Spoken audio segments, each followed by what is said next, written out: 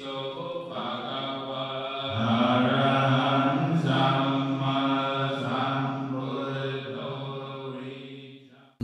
โมตัสสะภะคะวะโตอะระหะโตสัมมาสัมพุทธัสสะนะโมตัสสะภะคะวะโตอะระหะโตสัมมาสัมพุทธัสสะนะโมตัสสะภะคะวะโตอะระหะโตสัมมาสัมพุทธัสสะพุทธังธัมมังสังฆังนัมมัสสามิ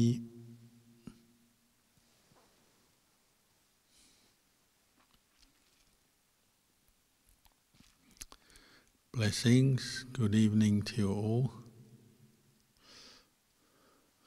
We've just been practicing some mindfulness of breathing, and it's always good to do that even when you're not peaceful at all and your mind is all over the place, because at least you get to see and know your own mind as it is right now. Sometimes it's peaceful, sometimes it's not. And you also get to see the challenge of training this mind. When you practice mindfulness of breathing, it will show you how much work you still have to do, maybe.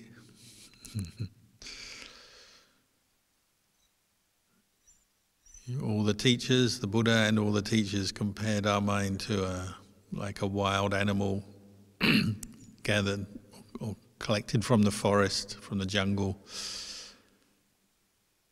like they used to do in the old days. And they might put that wild animal to some work to make use of it. But before they could do that, the person who's caught it will have to train it. And our mind can be like a wild animal. Sometimes it's really wild, very stubborn, very aggressive, quite difficult to pin down.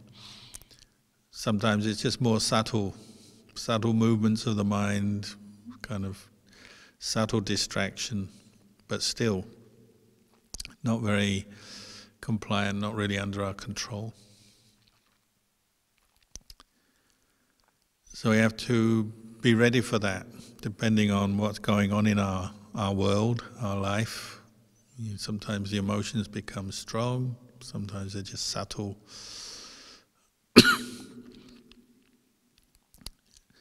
I was once staying in the jungle on the Thai-Burmese border, and some Burmese men came wandering through the jungle where I was, and they were talking about, they could speak Thai, so I could speak to them, and they were talking about their income. I was asking, how do they make a living? And they said their main source of income was catching elephants, training them, and then selling them on to people who did logging and used the elephants for transport and so on. And they said to catch an elephant, first of all they had to dig a deep hole and then cover it over with sticks and branches and leaves so that it was hidden. And then when they found the elephant or herd of elephants, they'd drive them towards where the hole was, hoping that one of them would fall down the hole.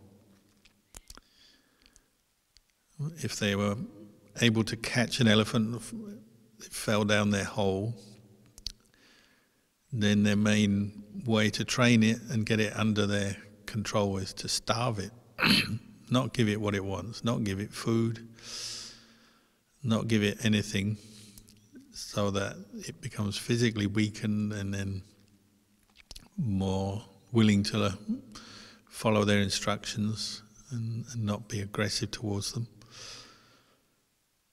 And generally that worked, and they little by little started to train. Unfortunately, they used to use these metal hooks to kind of poke the elephant and train it, get it to do what they wanted until it was good enough to sell on for someone who might use it for dragging logs through the forest and those kind of jobs. So not a very nice life for the elephant, but I was listening to how they trained and tamed their elephants. But of course there was always some elephants that were really stubborn and aggressive, and it took more work than others. Some they had to really keep for a long time, starve them, and basically be quite cruel to them until the elephant agreed to follow whatever they wanted them to do.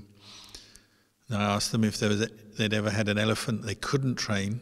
They said they once had one that was like the rogue male, the leader, this sort of lone male, very big, tough elephant with tusks. And whatever they did, they starved it, they kept it down this pit for a long time. It just wouldn't give in, it wouldn't follow them, and eventually it used its tusks to actually dig its way out of this pit, dug a kind of elephant staircase out of this pit so it could get up. And then they said it was big trouble because the elephant was very angry and wanted to take its anger out on the people, the guys who had caught it, and it attacked everyone. So they actually fired their guns, they all had guns, they fired their guns at it. That didn't stop it, and then they threw grenades at it. Still didn't stop it, but it chased it. Oh, that was enough to get it to run away. And they never caught it in the end. They let it go. They said, too much trouble. Sometimes our mind is like that, isn't it? We have different grades of stress and suffering and emotional reactions to things that come up when we're meditating. Obviously not when we're meditating as well, but even during your meditation you see or you know your mind better, don't you? And sometimes it's a raging bull elephant. Nothing you can do to tie it down, bring it under your control. It's just going to think, and maybe there's a lot of physical, emotional feelings coming up, tension in the body, heightened heart rate, and your breath will express that as well. You can't really be very mindful of the breath, but you'll notice you're breathing a bit faster or coarser than usual perhaps. Other times your mind is more pliant and you just keep working at establishing mindfulness on the breathing and letting go of whatever disturbing thoughts are coming up. So you have to be ready for everything. Each time you meditate, you'll have different things coming up depending on what's going on in the rest of your day, in the rest of your life. And that's why meditation can be so useful and you can learn so much, because you're directly seeing cause and effect, cause and result. Because as you attempt to put attention on your breathing, well, the different thoughts and feelings and moods coming up, well, you'll see some of them maybe have been floating around your mind, coming up over a period of time before, but you hadn't done much about them, you hadn't been able to do much about them. But as you begin meditating now, you're looking and seeing very closely what's going on, and maybe you can learn. If you're not peaceful in your meditation, you can learn as much or even more than when things are peaceful. You may be finding out what's bothering you. Perhaps something has happened in your day and it's coming up in the form of memories, and then that's prompting some reaction. Maybe it's anticipation of something good that's going to happen, and so you can't settle down on the breath because you're excited by something you're going to do next or something in the future. You keep thinking about it, going to that. You can't settle down. Or maybe it's something unpleasant that's happened and you keep remembering it. Or someone was telling me today that they had an argument with someone else, and then when they meditate, the thoughts come up, I should have said this, I should have done that. All the kind of alternative things they could have said and done in that argument comes up because your mind can't yet let it go.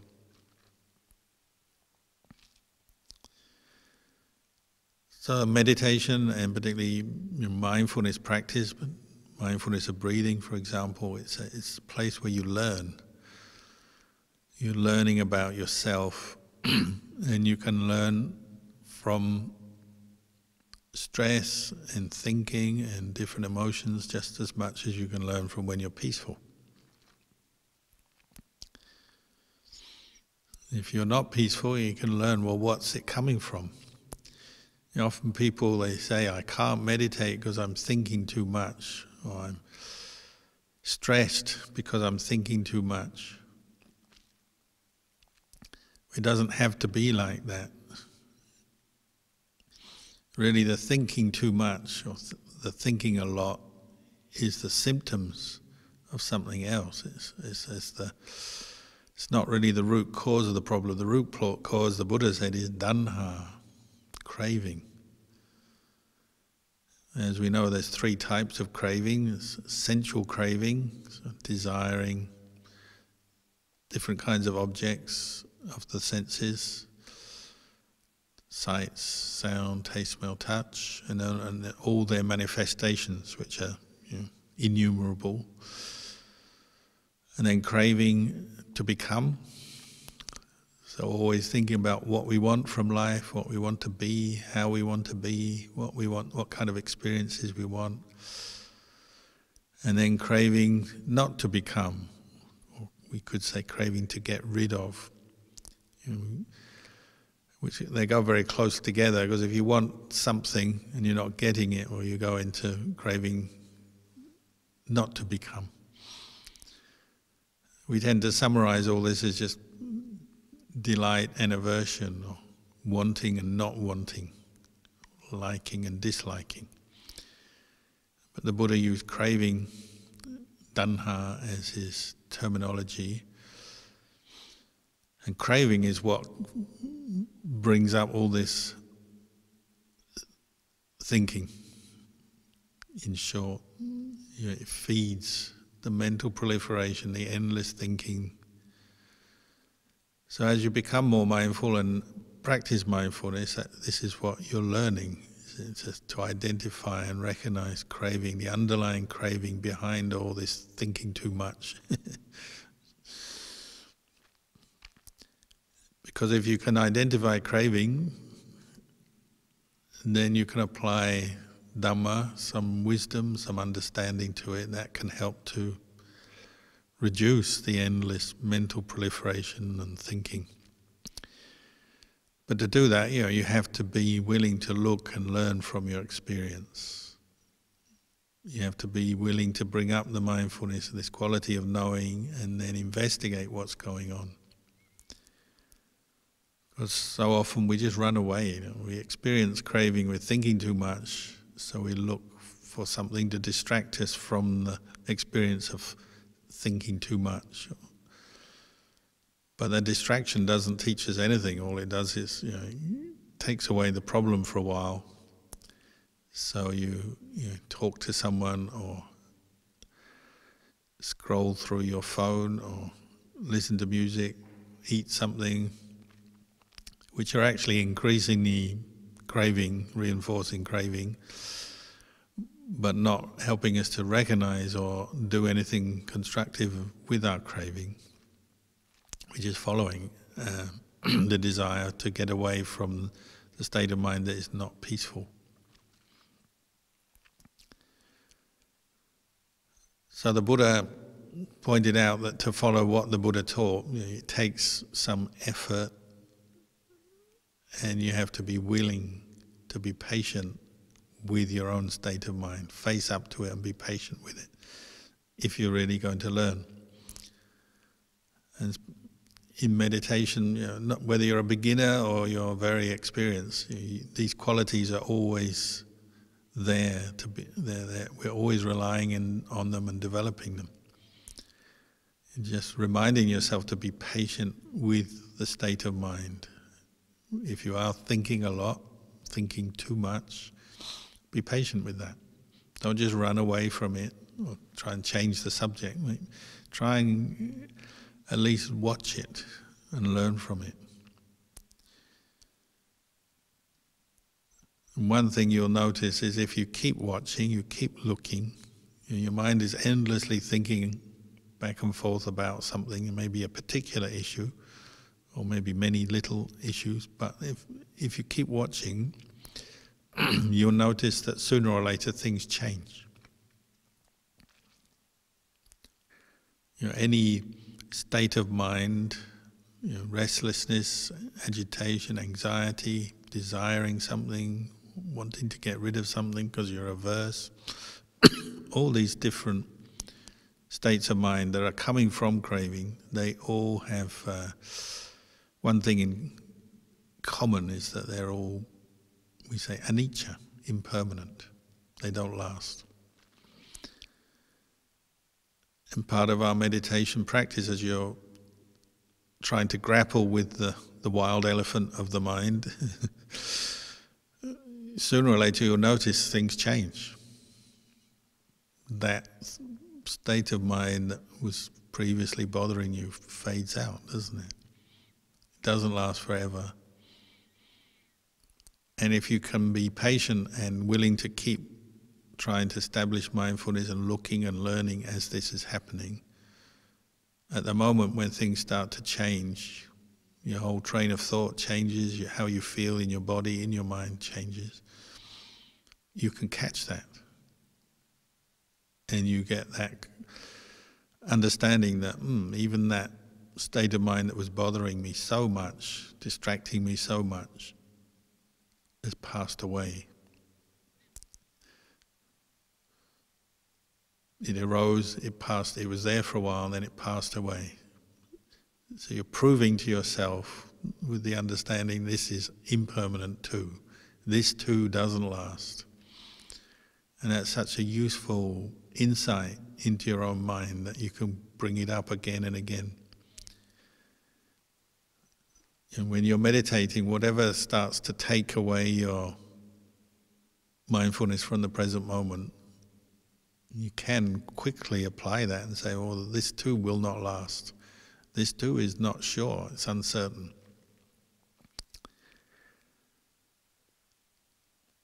If we catch it quick enough, often you can quickly let go of trains of thought, come back to the very root craving that's causing it, and see that as an object of mind rather than just getting lost in it. So when craving takes over the mind, we become deluded by it. We're lost in it, into the mental proliferation, and at that moment, at least for a while, we can't do much. But if you either catch it very quickly by recognizing its impermanence, or at very least follow along for a while until that train of thought, that particular mood subsides, and then you apply the recognition of impermanence. Either way, you start to come back to recognize craving as just craving, the cause of suffering. So often what we do when we're meditating is we have a lot of thinking, and we say, I can't meditate because I'm thinking too much. And we're just scraping around the surface, and we judge ourselves, oh, I think too much, therefore I cannot meditate. But really that's not the root cause. The root cause is the craving. And you want to follow it back to the source. And maybe it's some unfinished business, unresolved business. You're craving it when it's for becoming. We have all kinds of plans, ideas, ambitions that keep bugging us, keep coming up in the mind. And we may have to come back and look at those and catch what it is and teach ourselves, well, what is this? Recognize it for what it is. And when you notice when craving takes over the mind, you're no longer planning anything skillful. You're just lost in a certain momentum, a mood of the mind, wanting something. If the way the Buddha encouraged us to practice is try to establish mindfulness and reflect what's going on here. So say for something very simple, you want to eat food, so you have a thought coming up, I want food, and then maybe images of the food and then thoughts about that. If you come back to the source, this original feeling, maybe you feel hungry, but maybe not. You have to assess that first. What's going on in your mind, in your body at that moment? Are you genuinely hungry, say? Or is it just maybe habit of mind? You think of something and then you convince yourself that you're hungry, but maybe it's not actually feelings of hunger, it's just remembering pleasure and nice taste and things that you've had before, and then that stimulates the craving and the mind saying, I want more of this, I want this. But if you bring up the mindfulness and reflect on this, you're changing your attitude towards the craving and the mental proliferation in that moment. You start to make it an object of mind, understand it better. Maybe you can even bring up a reflection, do I need to eat or not? It's not to deny that the food you're thinking about, say, is attractive, pleasant, you've had it before, you know you like it, but it's more in that moment whether you really need to follow that particular craving or not. I mean, if you haven't eaten for a long time, you might assess it and say, yeah, I really need to eat, okay?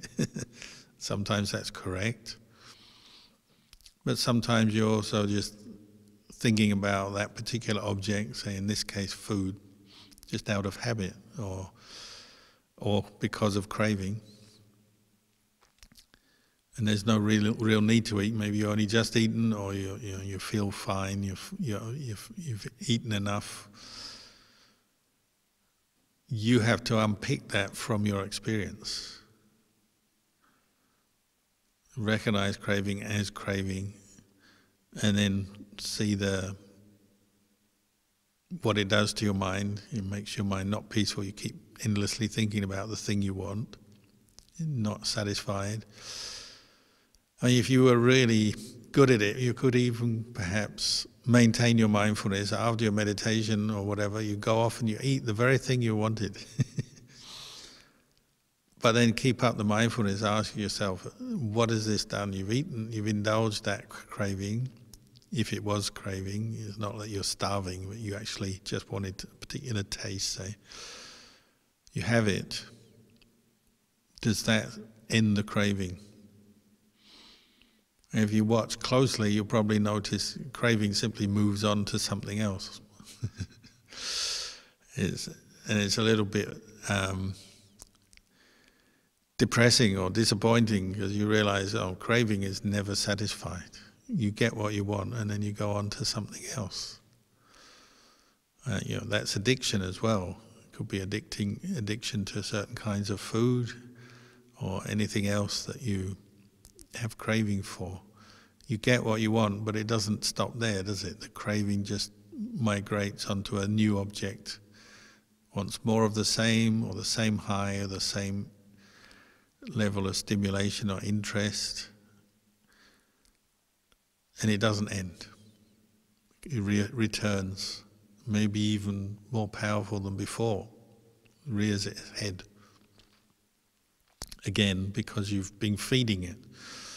It's back to the sort of, why do they starve the wild animals? Because then it calms down. It's not getting what it wants, not getting what it wants. And meditation is a bit like that. Your aim is to recognize craving, but not just give in to it all the time. You may do that, as I said, as a sort of little experiment sometimes, but really what you want to do is learn to establish mindfulness, recognize craving and say, no, I'm not giving in to this. And be strong enough, patient enough, mindful enough, and with understanding to say, no, I won't follow this craving. It's almost like you're daring it to say, well, if I don't follow craving, what's going to happen anyway? And craving can't do much, can it? If you're not following, you're not giving into it, you start to let go of it. What did the Buddha say we should do with craving? He said, abandon it. Sensual craving, craving to become, craving to get rid of, wanting, not wanting. You can watch it, recognize it as craving, but not act on it, not do anything following the craving. It's the most skillful thing you can do with craving, is become mindful of it and abandon it, let it go. And sometimes you starve it at first. The craving is still there, coming up, bubbling up in your mind, but you're saying, no, I'm not going to give in to this, so you start starving it. You don't follow it, you don't act on it, so you don't actually go and get the food if that's what you want. You go and do the thing, or ideally, when your mindfulness improves, you don't even think about the thing that the craving wants you to think about. And you may need to use a lot of effort here and a lot of understanding as well. And quite often we bring in the Dhamma reflections, some wise reflection to help. So, say in the case of food, you might contemplate, that whether you need it or not, and just the temporary nature of the satisfaction of just eating pleasant taste. And most monks understand this very well, because one of the first cravings you'll experience quite strongly when you become a monk is craving for food, drinks, any kind of taste, because you only eat one meal a day, and you may have some kind of a drink in the evening, or say, but you're limiting your craving, you're starving your craving already. Of course, it will fight back, and it comes up very strongly, maybe more strongly than usual. If you're living the lay life, eating when you want, maybe many snacks or meals a day, whenever you want, then you don't notice this, do you? But if you're increasing your efforts in the practice, even as a layperson, say if you keep the 8 precepts sometimes, like on retreat, then you'll see craving comes up quite strongly. Because you're starving it, like the elephant, it'll fight back a bit, come up a bit stronger, throw up images. So images that you've never had before. Say if you on retreat, or if you become a monastic and you eat one meal a day, well, suddenly you've got images of plates of food or tables full of food or different things that you like that you never had before. And so suddenly you say, oh, where did all this come from? And people often will, again, they misinterpret it. They say, oh, I'm not peaceful because of I'm thinking too much about food. You've got to go back to this craving and really recognize that as the underlying stimulus for all this thinking or the images that may come up. Sometimes you have to teach yourself about the impermanence of the craving, recognize how it is just an impermanent mental state. It arises, passes away. Or sometimes you investigate the object of the craving, so like food, contemplate the impermanence of that food, the taste, the pleasure of the taste is very fleeting. You eat, you taste something and then it's gone. Or the nature of food itself doesn't last very long. If you don't eat that food, it will go off very quickly. Or once you have eaten it, it goes into your body and it's quite burdensome, isn't it? You have to digest it. It makes you tired. The process of digestion can give you, gas and other kinds of problems. And then, of course, in the end, you have to go to the toilet. You use a toilet and then you have to keep your toilet clean and it smells. It's a whole cycle. The burden of craving for food, for instance, is quite burdensome. You have to source your food, not just any old food. Craving, evolves, doesn't it, over time? So you have to eat certain kinds of food to keep you happy because of craving. It's like the voice of some sort of slave master telling you do this, do that. So you have to always get better food better recipes, better dishes, new restaurants, new food, or get back to that old food that you like but you haven't had for a long time. It's endless, isn't it? That's the nature of craving when it's not recognized, we're not mindful, we're not wise, then it just keeps pushing us. Kind of invades the mind, takes over. The only thing you can really use on craving is mindfulness and some wisdom and understanding, patience as well. As monks, they have this problem, they sit there meditating, they just spend ages thinking about different kinds of food they like. This is just one example, of course. I remember one monk I used to sit next to in Thailand, he got a craving for durian. Many people don't like durian, they say it's too smelly, they don't like it. But some people go the other way and they become obsessed with it, fascinated with it. He had a craving for durian. He's always thinking, when's the next durian going to be offered? And in those days it was a food that wasn't very commonly offered in monasteries. And then he was thinking so much about it, one day they offered one durian plant, and you get these little pieces of durian, so they had one plate with about 8 pieces of durian on, and the first monk took a piece, the next monk took a piece, and then this monk just tipped the whole lot into his bowl and sent down an empty plate, so no one else got any durian that day. And everyone below him in the line of monks was looking and saying, this monk obviously has durian craving. And they didn't make a big deal out of it, but it was so obvious. When craving comes up strongly, it makes you do things like that. It makes you grab everything for yourself. If that's your addiction, that's what you want. Have your little feast. And we do that all the time. That's just one little part of craving. You imagine you multiply it by all the other kinds of craving we have in life. And it's like this constant nagging voice telling us to do things, get things, want things. Sometimes it can be quite ugly, like in that case, if you hog all the food for yourself, it's not very beautiful to see, and you don't feel good because afterwards you tend to feel ashamed, or you have self-aversion, recriminations. Why did I follow that craving? You don't feel good about yourself when you follow craving. And that can often lead to another craving, the craving of despair, disappointment, not wanting to have to face up to the fact that you have craving. It's one of the meditator's problems, isn't it? You get angry because you've recognized craving, and you get angry because you've got craving in your mind, and maybe you're not able to yet let go of it, so then you get upset because you can't let go of it.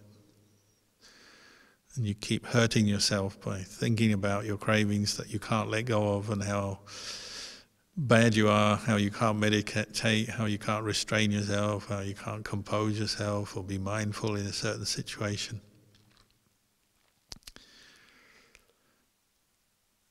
It goes in the other way with anger, doesn't it? When we're angry over something, that's also a very powerful craving. It makes us say things and do things.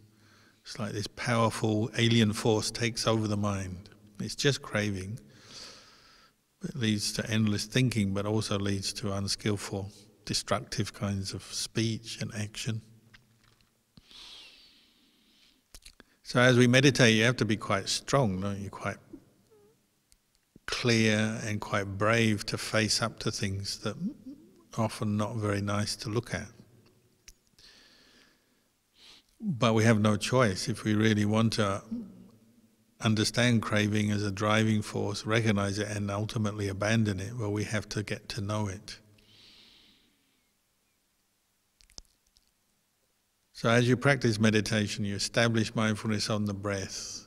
That's the beginning of this process, we say, of starving the craving. You're not giving in. So say your craving says, I want to eat a snack now. Well, you say, no, I'm going to carry on sitting here watching my breath for a while longer. I'm not going to follow you. You have to have enough understanding and strength of mind to do that, to say that. very common when we begin meditating. Every bit of craving that comes up just leads us to move.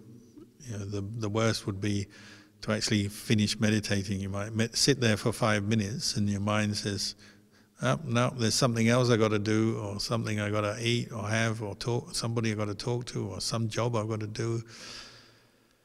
And the craving comes up so strongly you literally can't sit still, so you have to get up. Or sometimes people have that little battle with themselves, and the first thought is get up, end the meditation, get up and go do whatever the craving is saying. But then another voice, the voice of Dhamma, the mindfulness, the effort, says no. And you literally see them get up and get down again, sit up, sit down, the leg moves and then they get back into the posture. That's craving, isn't it? Craving leads to movement. Not just movements of the mind, but physical movement, or sometimes it's verbal movement. I remember once when I was a young monk, I was meditating at 3 a.m. in the forest, and I started to hear musical instruments. And this is a forest in a place where nobody normally played musical instruments. And I was sitting there practicing, and this guy was playing a kind of Thai traditional musical instrument. It's like Pan's pipes. It's like these pipes that are normally very beautiful when someone plays them well. But he wasn't playing them very well. He was playing them like a drunken person. He's just walking around the forest playing this very loud pipe music. And he came right near to my kuti for quite a while. He's just standing there. So at first I thought, oh, I'll just sit here and watch it. It's just sound coming to the ear. So I wanted to learn about craving, the desire to go out and ask him to stop, or ask him what he's doing. But I said, no, I won't do that. I'll just sit here, breathe in, breathe out. But because he kept doing it, and it was 3 a.m. in the morning, after about half an hour I couldn't resist. I just he's not stopping. And so I got up and I walked out and I went over to him and said, what are you doing? He said, I was testing your meditation and you failed. You didn't just meditate through this, you got up and came and asked me. And then he ran off in a mischievous way. I think the man was a little bit crazy or something. But it's a good lesson in craving. So I failed that test. I went back to my meditation cushion and carried on meditating. I said, well, I'm not going to get caught by that again. If he comes again next time, I'm just going to sit there, sit through it. So you win some and you lose some with craving. But you learn from everything, don't you? If you take it as a lesson, you learn. You learn from your weaknesses, your loss of attention, giving into a thought or even a desire to get up and do something. But you also learn from your successes. When you are strong and your mindfulness and your determination, your patience is strong, then you just watch craving arise and pass away. You say, oh, craving again, I know this. Craving arises, craving passes away. And you don't act on it, you don't do anything other than watch. And it kind of fizzles out because you're not feeding it, you're starving it. This is what we call Mara, Kilesa Mara. Mara is the Buddhist word for the sort of the enemy. Often we personify Mara and say Mara is this sort of evil being waiting to get us. But really Mara is just mental defilements or craving, desiring, wanting, not wanting, thinking a lot, etc. And how did the Buddha defeat Mara? He said, I know you Mara. Recognizing for what it is. So if you are mindful enough, determined enough, you sit there, you just watch these different movements of mind, the desires. And if your clarity is there, you just say, oh, it's just Mara. No need to do anything here, I'll just watch Mara arise and pass away, and then he's gone. He's got no power over your mind. If you've done it before, you've done it once, you know you can do it again, and you get strength in your practice through doing that, becoming firmer and developing this ability to patiently watch until you really know and understand things, rather than always getting lost in the mental proliferation, which is like Mara's trap. It's sprung the trap and you're lost. You're not seeing Mara when you're caught into the mental proliferation, the thinking, the worrying, the desiring, the wanting, the not wanting, the aversion. That's like Mara's got you. But when you're mindful, there may still be desire coming up, but you just watch it. And you haven't finished your meditation yet, so you just watch it arise, pass away. And if you can watch it once and get better at doing that, maybe you get quite skilled at just watching Mara coming and going, or desire, craving arising, passing away. You want this, you don't want that, but they're just mental states. And what's developing in the midst of that is your ability to be mindful and know things with more detached awareness, and you become more patient and your detachment improves, your ability to let go of craving improves. It may start with very small things like itches and pains, or a desire for a snack, some kind of food, or desire to go and talk to someone, or maybe some job that you think, oh, I'm wasting my time meditating, I should go and do that job, or whatever. You start with small little desires, fairly harmless desires, but you build up to more important things. You know, the raging elephant, the bigger elephants, the more wild elephants, you know, the strong lustful desire, the strong anger, the strong fear, the strong anxieties. As you practice, your ability to recognize craving and deal with it improves. And one thing becomes clearer to you is that wherever there is craving, it will be the condition, the cause for suffering.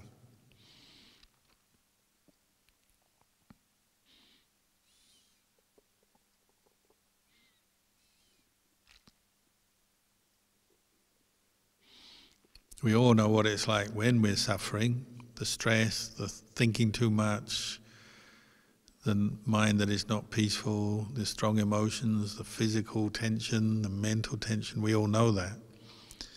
But what we don't yet know very well is the cause, the root cause of it, the craving underlying it. And that's what we're learning in meditation. You know, Buddhist meditation is always about going back to the root cause of the problem. Recognizing craving as the cause of suffering. And not following it, not giving into it. Just knowing it. Having enough awareness to know it and then let it go. And letting go often is just seeing it and not following it. As Ajahn Chah used to say, you get the stray cat keeps coming round to your kitchen, your back door. They always come to the back door of the house, don't they, where the kitchen is. When you're weak, you give it food. You sympathize with it, you give it food. As long as you keep giving it food, it keeps coming back. And like my mum experienced, it just takes over the house and moves in permanently. The stray cat becomes your cat because you keep feeding it. That's like craving. If you keep feeding it, it will move in with you. You just become a slave to it. But if you don't feed it, if you're strong enough to say no, you ignore it, you starve it, well, it'll go somewhere else. You don't have to worry about it. That stray cat will go somewhere else. Your craving will go somewhere else. It won't bother you because you're not feeding it. You don't give it a place in your mind, then it won't come up to bother you. To do that, you need to be mindful and reflective. You need to look and learn from your experience.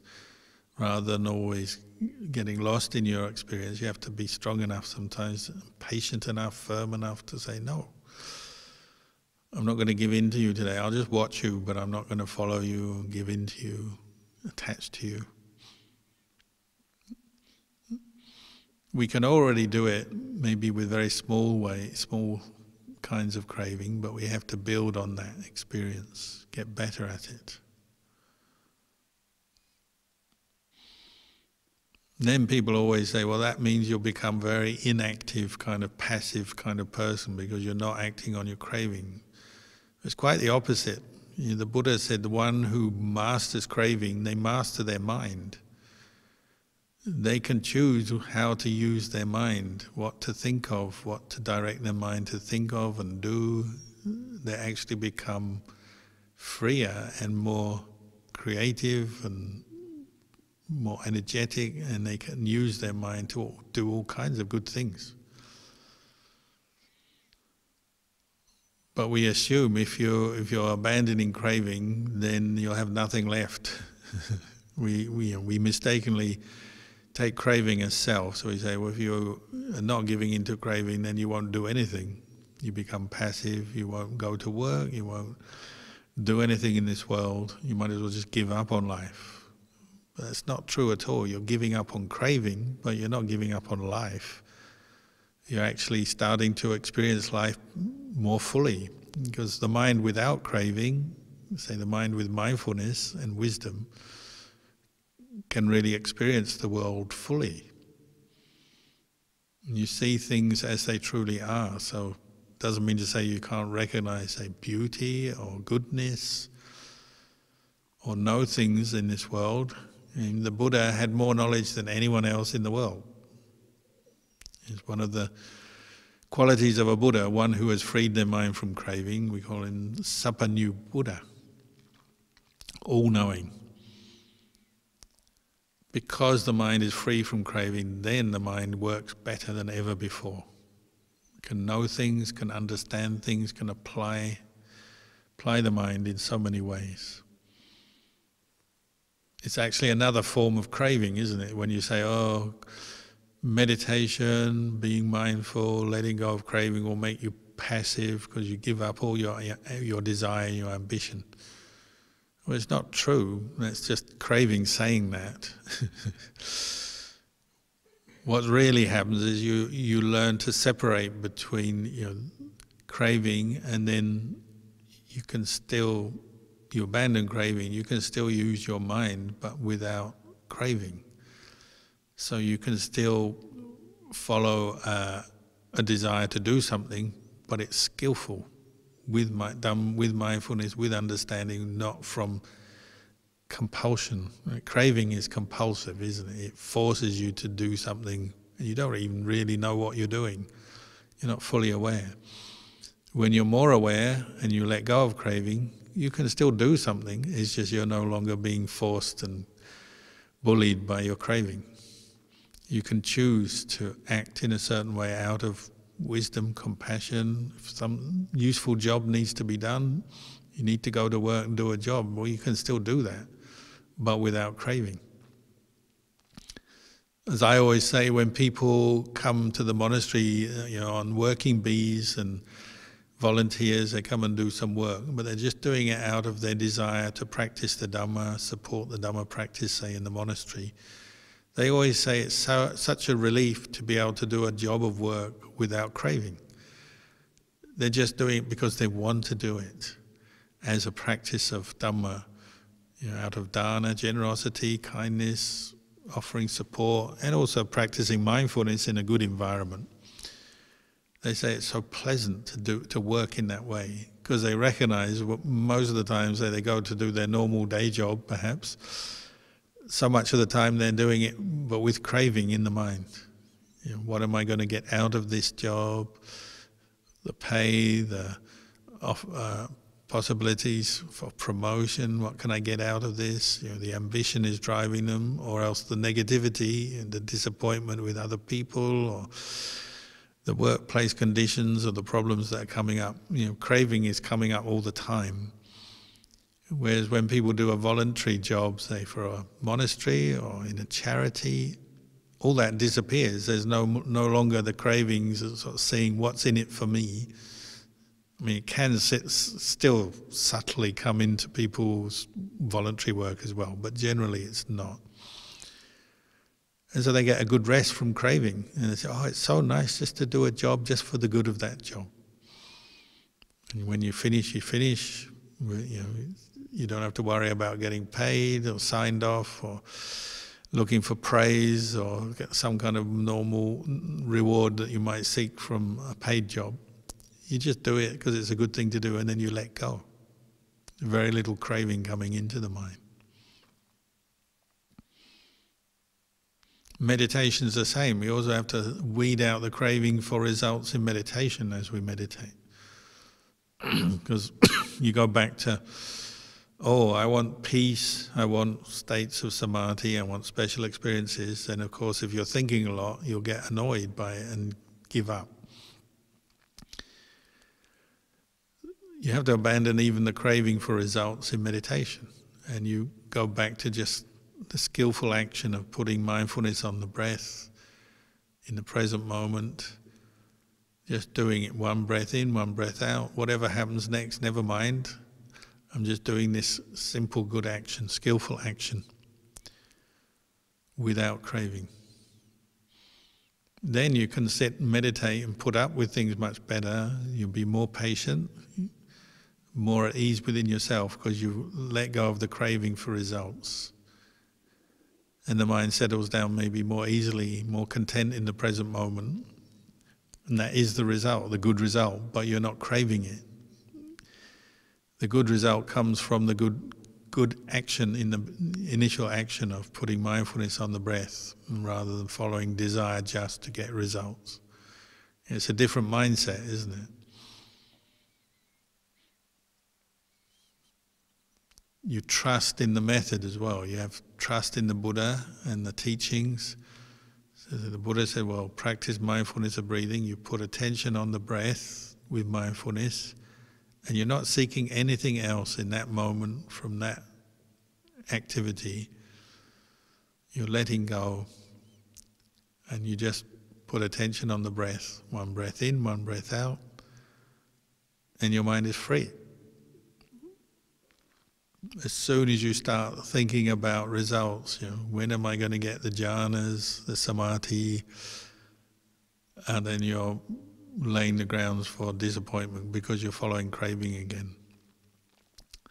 And how often do we think, oh, I've meditated so long and I still don't have samadhi, I'm no good at this, I'm going to quit. Craving leads to quitting, craving leads to suffering. So now is the time to practice, throw out the craving, just come back to the simple task of establishing mindfulness, knowing Mara, the Mara of craving, and letting go. So maybe I'll leave you with those reflections tonight, and we'll just see if there's any questions after this.